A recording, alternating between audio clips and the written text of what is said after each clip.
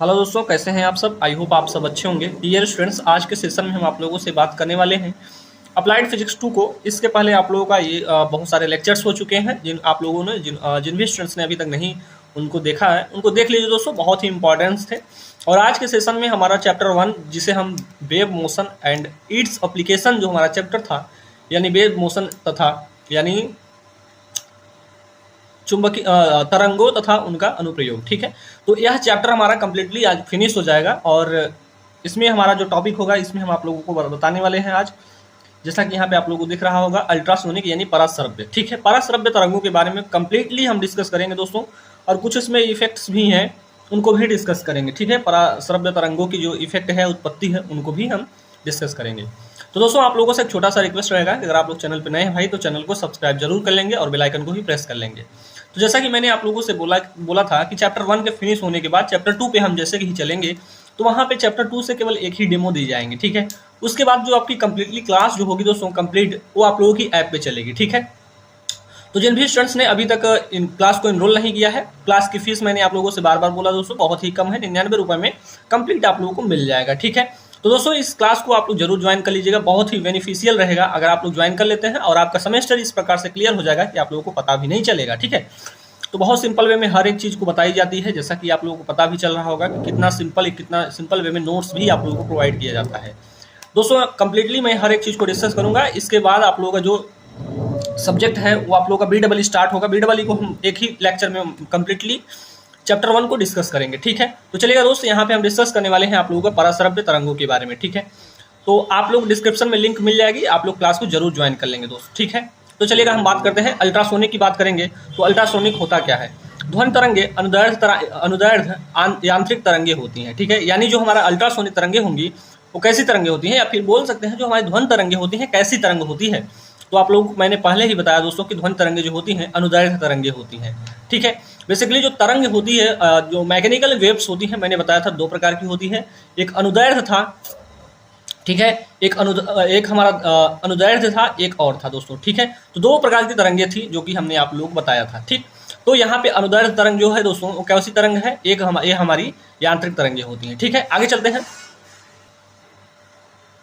तो दोस्तों हमने क्या बात किया कि यहाँ पे जो हमारी ध्वनि तरंगे होती हैं वह 2 प्रकार की होती हैं। ठीक है, कौन? एक हमारी ध्वनि तरंगे, एक अनुदैर्ध्य होगी, एक अनुप्रस्थ होगी। ये बात आप लोगों को पहले ही की जा चुकी है।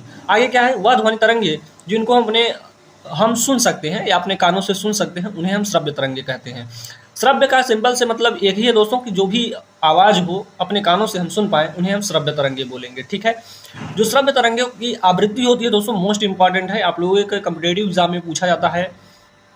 इनकी रेंज से पूछा जाता है कि जो श्रव्य तरंगे होती हैं उनकी रेंज क्या होती है। ठीक है, तो रेंज जो होती है दोस्तों 20 हर्ट्ज से 20,000 के का मतलब, जैसा कि आप लोग यूट्यूब में भी जानते होंगे, के का मतलब 1000 से होता है। ठीक है, तो 20,000 हर्ट्ज तक होती है। यानी जिन तरंगों को हम अपने कानों से सुन पाते हैं वो 20 हर्ट्ज से 20,000 हर्ट्ज के बीच में होती हैं, तभी हम उन आवाज़ों को सुन पाते हैं। अगर इससे 20 हर्ट्ज से कम रहेगी दोस्त, तो हम अपने कानों से नहीं सुन पाते हैं। इस बात को ध्यान रखिएगा। आगे क्या कहा गया है? वह तरंगे जिनकी आवृत्ति 20 किलोहर्ट्ज से अधिक होती हैं, उन्हें हम पराश्रव्य तरंगे कहेंगे। दोस्तों श्रव्य तरंगे 20 हर्ट्ज तक हो जाएंगी, और जब हम 20,000 हर्ट्ज तक बोल देंगे दोस्तों, तो वो हमारी पराश्रव्य तरंगे हो जाएंगे। श्रव्य तरंगों और पराश्रव्य तरंगों के बारे में आई होप आप लोगों को समझ में आ गया होगा। ठीक है, आगे चलते हैं दोस्त। पराश्रव्य तरंगों को सुपरसोनिक, ठीक है, सुपरसोनिक तरंग भी कहते हैं। यानी जो ये हमारा अल्ट्रासोनिक जो वेव्स होती हैं, इन्हें हम सुपरसोनिक वेव्स भी बोलते हैं। तो आई होप आप लोगों को अल्ट्रासोनिक वेव जो होगा, आई होप आप लोगों को समझ में आ गया होगा। अल्ट्रासोनिक, कैमरा खिसक गया भाई। तो यहाँ पे मैंने क्या बात किया दोस्तों, जो अल्ट्रासोनिक वेव्स होती हैं वो क्या होती हैं? अल्ट्रासोनिक वेव्स वे वेव्स होती हैं दोस्तों जिनको हम अपने कानों से सुन पाते हैं। और ऐसा बोल सकते हैं कि 20,000 हर्ट्ज जब हो जाएगा दोस्तों, या 20,000 की जब हर्ट्ज की जब आवृत्ति हो जाएगी, तब हम उन तरंगों को पराश्रव्य तरंगे बोलना स्टार्ट कर देंगे। ठीक है, और पराश्रव्य तरंगे यानी अल्ट्रासोनिक वेव्स को ही हम सुपरसोनिक वेव्स भी बोलते हैं। तो बहुत सिंपल वे में लिखा गया है, इसको आप लोग समझ पाएंगे। ठीक है, आगे चलते हैं दोस्तों। यहाँ पे हम बात करेंगे पराश्रव्य तरंगों की उत्पत्ति कैसे हुई, इनको भी आप लोगों को जानना चाहिए। ठीक है, जानना चाहिए कैसे होती हैं। तो देखिएगा यहाँ पे लिखा है कि पराश्रव्य तरंगों की उत्पत्ति। देखिएगा, पराश्रव्य तरंगों को गाल्टन की सीडी, क्या है, गाल्टन के सीडी के अतिरिक्त सामान्य 2 विधियों से उत्पन्न किया जाता है। पहला है मैग्नेटोस्ट्रिक्शन। दोस्तों मैग्नेटोस्ट्रक्शन जो प्रभाव है या इफेक्ट है, यह आप लोग जब ट्रांसफार्मर पढ़ेंगे तो वहाँ पे आप लोगों को मैं बताऊंगा कि मैग्नेटोस्ट्रक्शन एक इफेक्ट होता है जो कि हमारे ट्रांसफार्मर की बाइंडिंग में होता है, ठीक है। तो उसमें होता क्या है दोस्तों, यही मैग्नेटोस्ट्रक्शन के कारण हमारे ट्रांसफार्मर वगैरह या जो भी मशीनें होती हैं उसमें आवाज़ आती है, ठीक है। यानी हमिंग की जो आवाज़ आती है ट्रांसफार्मर में, उसे हम बोलते हैं, वो किसके कारण आता है, तो मैग्नेटोस्ट्रक्शन के कारण आता है। इस बात को आप लोग नोट कर लीजिए कहीं पे, ये बहुत इंपॉर्टेंट है, ठीक है। देखिएगा इसमें क्या लिखना है दोस्तों कि यह विधि इस सिद्धांत पर आधारित है कि किसी लौह चुंबकीय पदार्थ, ठीक है, लौह चुंबकीय पदार्थ जैसे हम ट्रांसफार्मर को ही लेंगे अपने, तो उसमें सिलिकॉन स्टील की बात की जाती है, ठीक है।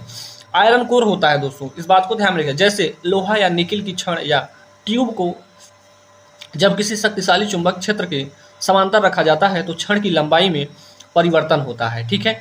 इसे ही मैग्नेटोस्ट्रक्शन कहते हैं। अब देखिएगा इसमें लेंथ में हमारा परिवर्तन होगा दोस्तों। मैं आप लोगों को जब ट्रांसफार्मर पढ़ाऊंगा तो बहुत अच्छे वे में समझ में आ जाएगा, ठीक है।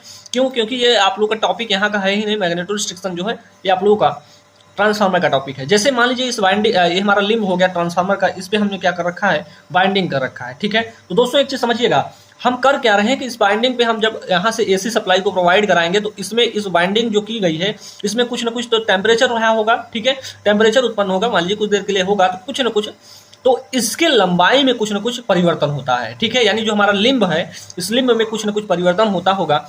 मतलब आप लोगों की आंखों से दिखेगा नहीं, ठीक है, कि हमें दिख गया सर देखिए लंबाई में वृद्धि हो गई, नहीं, बहुत माइनर सा होता है दोस्त, इस बात को ध्यान रखिएगा। तो यही बात किया जा रहा है, एक किसके लिए होता है, तो यहाँ पे कंप्लीट वे में आप लोगों को हर एक चीज लिखी गई है। छड़ की लंबाई में वृद्धि होता है, इसे ही हम मैग्नेटोस्ट्रक्शन इफेक्ट कहते हैं, ठीक है।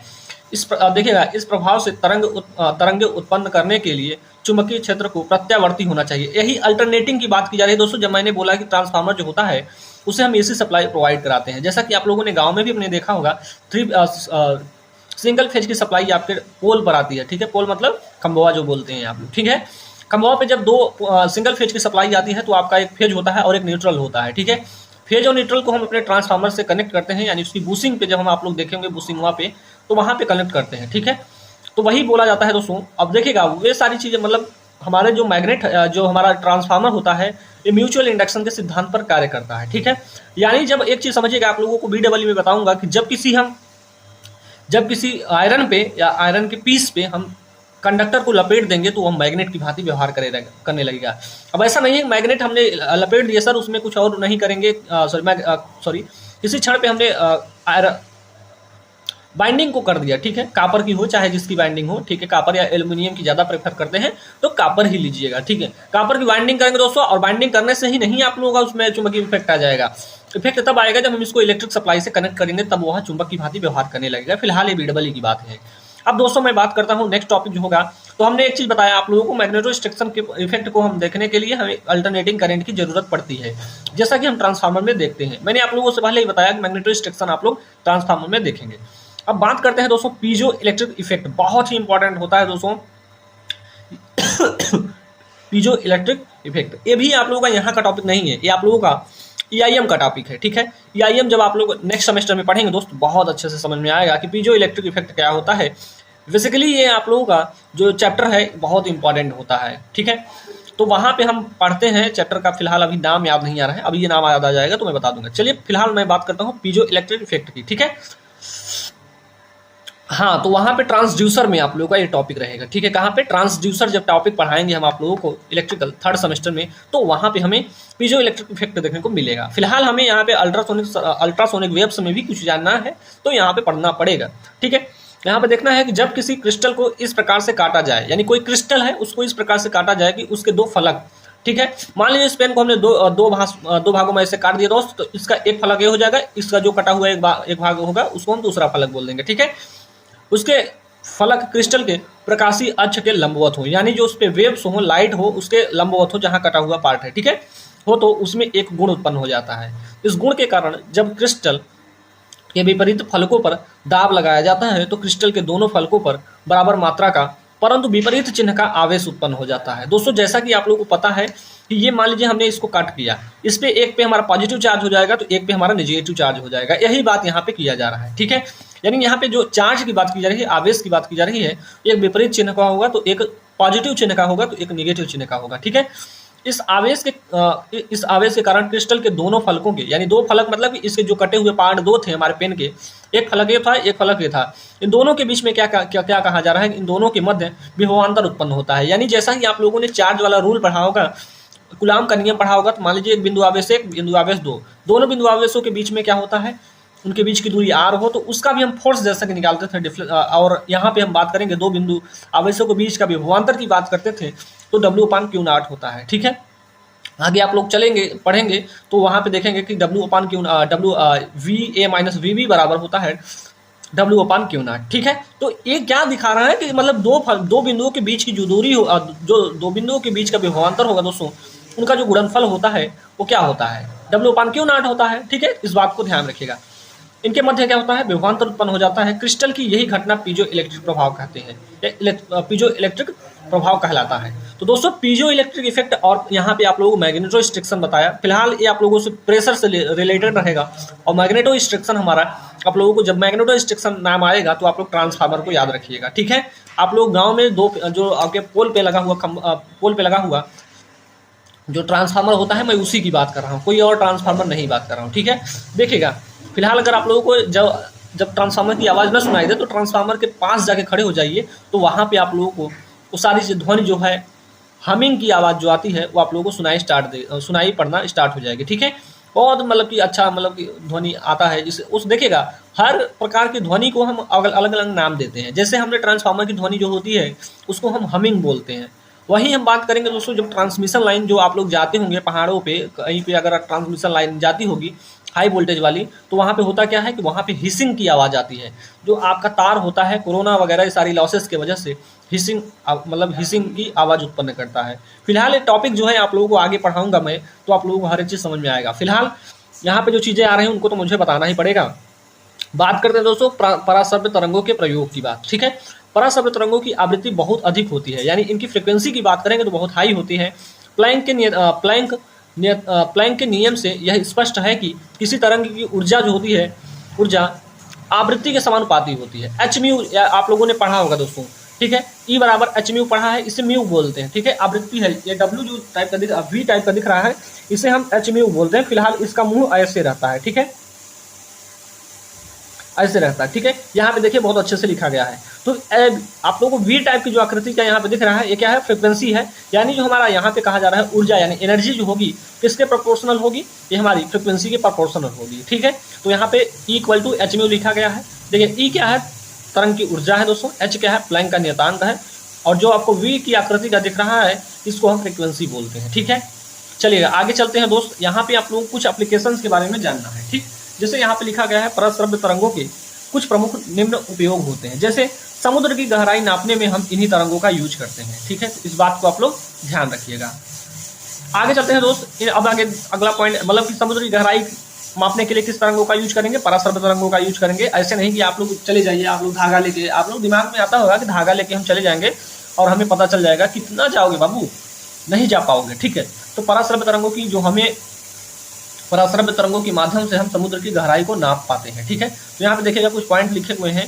समुद्र के भीतर भेजी जाने वाली पराश्रव्य तरंगों के आने जाने का समय ज्ञात कर लिया जाता है। ठीक है, अब यदि पराश्रव्य तरंग की समुद्र जल में चाल जो होगी v हो तो, तथा तरंग के आने जाने का कुल समय t हो, तो समुद्र की गहराई D यानी जो हमारा गहराई है, गहराई को हम D से डिनोट कर रहे हैं, D=V×T/2 कर देंगे। यानी जो वेग रहा होगा चाल, ठीक है, जो स्पीड रही होगी उसको हम टाइम के साथ गुणा करके उसका आधा कर देंगे, तो वो हमारी समुद्र की गहराई का पता चल जाएगा। धातु की अंदरूनी जांच करने के लिए, यानी कोई मेटल है उसका मतलब इंटरनल जो उसका प्रॉपर्टी है उसको ज्ञात करने के लिए हम इसका पराश्रव्य तरंगों का यूज करते हैं। ठीक है, डूबे हिमखंड या पनडुब्बी का पता लगाने के लिए भी हम किसका यूज करते हैं दोस्तों, अल्ट्रासोनिक वेव्स का यूज करते हैं। ठीक है, अगला पॉइंट है दोस्तों, साउंड सिग्नलिंग में भी हम अपना इसका यूज करते हैं। इसमें दो पॉइंट लिखना है कि पराश्रव्य तरंगों का प्रयोग दिशा ज्ञात करने के लिए भी किया जाता है, यानी हमें डायरेक्शन का पता लगाने के लिए भी हम किसका यूज कर लेते हैं, अल्ट्रासोनिक वेव्स का यूज कर लेते हैं। इसे ही साउंड सिग्नलिंग कहते हैं। साउंड सिग्नलिंग का सिंपल से में एक ही मतलब है दोस्तों कि पराश्रव्य तरंगों के माध्यम से हम अपनी डायरेक्शन का ज्ञात कर पाते हैं या अपनी डायरेक्शन को ज्ञात कर लेते हैं, उसे ही हम क्या बोलेंगे, साउंड सिग्नलिंग बोलेंगे। ठीक है, देखिएगा इसमें होता क्या है दोस्तों, कहीं पे मान लीजिए आवाज़ आ रही है तो उसके माध्यम से मतलब पूरा डिटेक्शन होने लगता है। ठीक है, यहाँ पे अगला पॉइंट है, चिकित्सा प्रयोग में भी हम इसका यूज करते हैं, आप लोग जानते भी होंगे। जैसे यहाँ पे लिखा है पराश्रव्य तरंगों का प्रयोग जोड़ों तथा मांसपेशियों के दर्द से राहत दिलाता है, यानी इसी अल्ट्रावायलेट रेज से हम क्या करते हैं, इन सारी जगहों पे प्रोडक्ट मतलब कि क्या कर सकते हैं, जैसे कि यहाँ पे जोड़ों को दर्द हो गया, ये सारी चीज़ों पे हम क्या करते हैं, किसका प्रभाव डालते हैं, तो अल्ट्रासोनिक वेव्स का प्रभाव डाल देते हैं, जिससे हमारी जो दर्द होती है शांत हो जाती है। ठीक है, नेक्स्ट टॉपिक है दोस्तों, प्राकृतिक पराश्रव्य तरंगों में भी इनका हम यूज करते हैं अल्ट्रासोनिक वेव्स का, वेल्डिंग में भी हम अल्ट्रासोनिक वेव्स का यूज करते हैं। तो इन पॉइंट्स को आप लोग याद रखिएगा। फिलहाल आप लोगों को इतनी पॉइंट्स आप लोगों को अल्ट्रासोनिक वेव्स के बारे में जानना था। ठीक है, तो कंप्लीटली यह चैप्टर हमारा जो था दोस्तों एंड हुआ। अब मेरा जो चैप्टर नंबर 2 होगा, इसे हम बोलेंगे wave optics. Most important chapter रहेगा। मैंने बोला था दोस्तों कि आप लोगों को कौन कौन से चैप्टर इंपॉर्टेंट हैं, तो उनको आप लोग जरूर ध्यान रखिएगा। ठीक है, फिलहाल आगे के सेशन में हम आप लोगों से चैप्टर 2 की बात करेंगे, वेव ऑप्टिक्स की। वेव ऑप्टिक्स भी आप लोगों के लिए मोस्ट इंपॉर्टेंट रहेगा। तो दोस्तों आप लोगों की इसकी जो डेमो क्लास होगी आप लोगों को मिल जाएगी, एक और डेमो क्लास आप लोगों को चैप्टर 2 से भी मिलेगी। ठीक है, तो इसको भी आप लोग देख लीजिएगा। बहुत सिंपल वे में आप लोगों को हर एक चीज़ समझ में आएगी, जैसा कि मैं आप लोगों से पहले ही बोल रखा हूँ। ठीक है, कहीं पे भी प्रॉब्लम होती है मेरे यूट्यूब चैनल, मेरे टेलीग्राम चैनल पे भी आप लोग पूछ सकते हैं। टेलीग्राम चैनल का लिंक आप लोगों को डिस्क्रिप्शन में मिल जाएगा। जितने भी स्टूडेंट्स हैं टेलीग्राम चैनल को अभी तक ज्वाइन नहीं किए भाई, तो टेलीग्राम चैनल को ज्वाइन कर लेंगे। स्टडी मेगा पॉइंट के नाम से टेलीग्राम चैनल भी है। ठीक है, डिस्क्रिप्शन में उसका भी लिंक मिल जाएगा।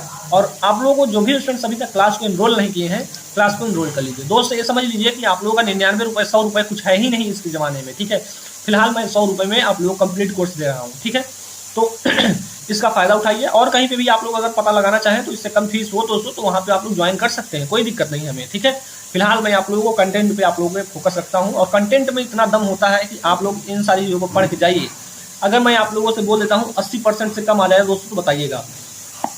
ठीक है, 80% की मैं बात कर रहा हूँ। अगर मान लीजिए न्यूमेरिकल टाइप क्वेश्चन आ जाते हैं तो उनमें आप लोग नहीं कर पाते हैं, तो 20% ऐसे ही कट जाते हैं। ठीक है, फिलहाल अगर न्यूमेरिकल पे प्रैक्टिस करेंगे आप लोग तो हर एक चीज़ क्लियर होगी दोस्तों, इस बात को ध्यान रखिए। मैं अपनी तरफ से 100% दूंगा, आप लोग भी अपनी तरफ से 100% दीजिए। आप लोगों को मैं ऐसी जगह पे पहुंचा दूंगा जहाँ पे आप लोग सोचे भी नहीं होंगे। ठीक है, तो चलिए दोस्तों आज के लिए इतना ही रखेंगे। और चैनल पे नए हैं भाई तो चैनल को सब्सक्राइब जरूर कर लेंगे, बेल आइकन को भी प्रेस कर लेंगे। वीडियो अच्छा लगा तो वीडियो को लाइक भी करिएगा। ठीक है, तो चलिए आज के लिए इतना ही रखते हैं और मिलते हैं आप लोगों से नेक्स्ट लेक्चर में। तब तक के लिए जय हिंद, जय भारत।